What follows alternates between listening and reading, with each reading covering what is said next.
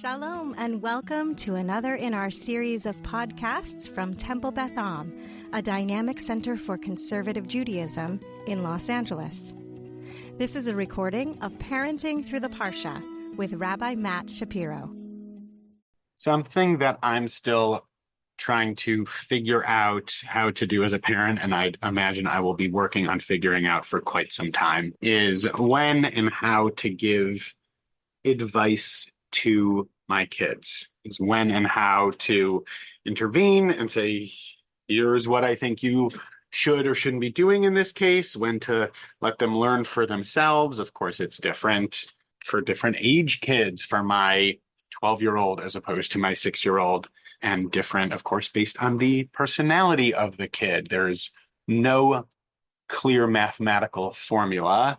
Certainly seems to be an art rather than a science, and an important art, because I want to both be empowering my kids to be figuring things out for themselves, and I also want to make sure that they don't find them in situations where they're one or two steps behind, where there could have been a meaningful pause and a moment for learning before going further down the road of something that's turned out to be a not great situation for them. There's a poignant moment in the Parsha this week, in Parshat Beha'alotcha, where Moses is having a really rough time, where, as is often the pattern of the narrative in Bamidbar, in the book of Numbers, that the people are kvetching again. But this time Moses has really had enough. In chapter 11, verse 11, Moses says, "Why have you dealt ill with your servant," is how it's translated here, but it's really, why have you done evil to your servant? Why are you putting this on me? And Moses continues on in lodging his formal complaint with the Lord, as it were.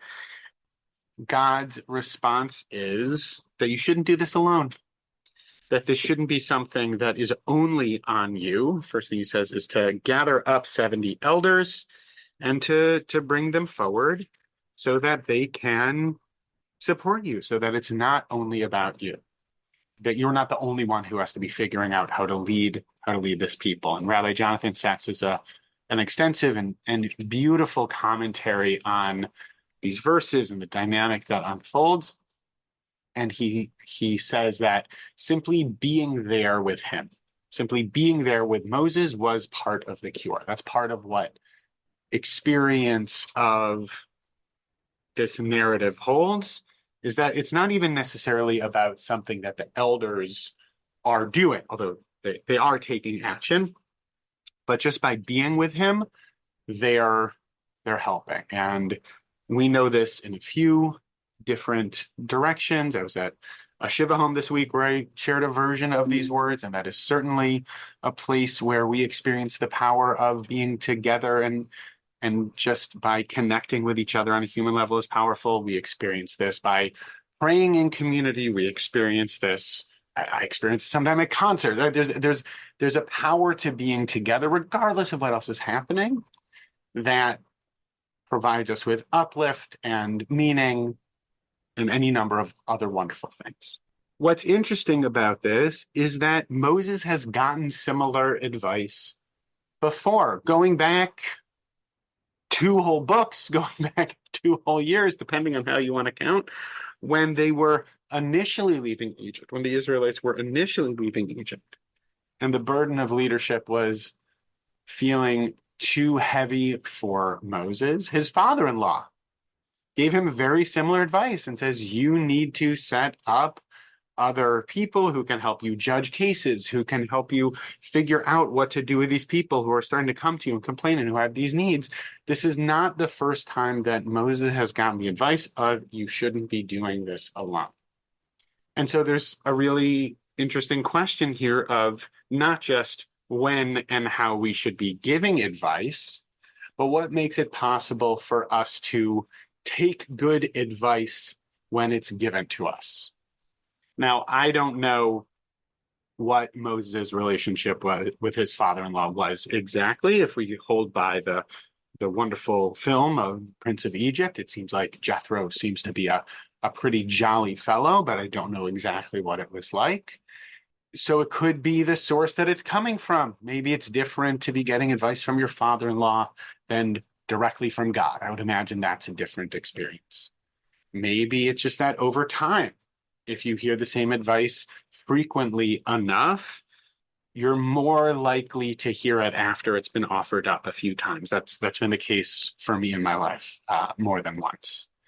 Maybe it's the fact that here, based on those words that Moses said, this evil that is unfolding, maybe he's in a more, frankly, emotionally broken state. And because of that, he's more open to hearing advice than he was before. I don't know exactly what made it possible for Moses to hear this advice. It seems differently this time. But it's interesting for us to think about, because when we think about giving advice, we also need to think about what it means to take advice. And I know for myself, I don't always want to hear from other people what they have to say to me about how I could be doing this better or that better, whatever it might be. But if I'm going to model for my kids, and this is not the first time I've talked about this here, but whatever we want to be teaching our kids, we need to be modeling it for them ourselves. I remember clearly that since Jonah has gotten a phone, he has pointed out to me, as I have, let's go with encouraged him to put the phone down more frequently. He will then to point out to me when I'm on my phone too much, because I'm giving him that advice. Now, if I respond defensively to his encouragement to me to put down my phone, well, then that's probably then how he'll respond to me when I strongly encourage him to put down his phone. Or if it's from a place of goodwill and connection and trying to get on the same page, even if I don't like hearing it, well, then it's interesting to ask, well, why don't I like hearing that?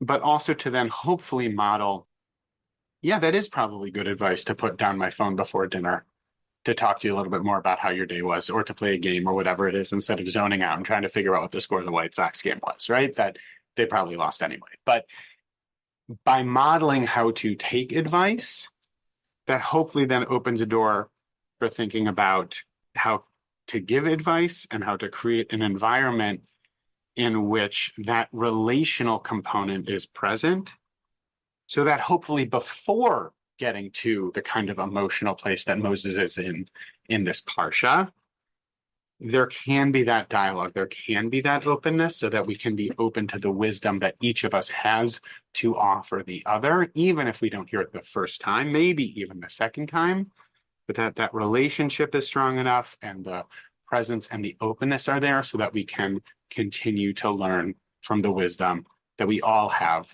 to offer each other. You have been listening to another in our series of podcasts from Temple Beth Am, a dynamic center for conservative Judaism in Los Angeles. If you enjoy these podcasts, we invite you to write a review on the Apple Podcast site or wherever you get your podcasts. For more information about Temple Beth Am Los Angeles, go to tbala.org